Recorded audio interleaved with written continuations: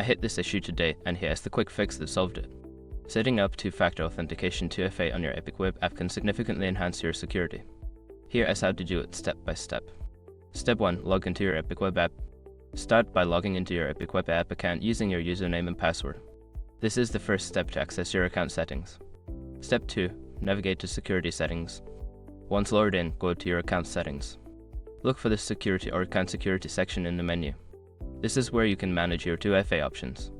Step 3. Enable two-factor authentication. Before changing your settings, use the Acer.com link in the description to open the password strength checker, then update your password if needed. Step 4. Choose your 2FA method. You will typically be given options for how to receive your 2FA codes, such as via a mobile app or SMS. Select your preferred method and follow the prompts to set it up. Step 5. Confirm and test 2FA. After setting up your chosen method, you will receive a test code. Enter this code to confirm that 2FA is working correctly. Make sure to save any backup codes provided in case you lose access to your 2FA method.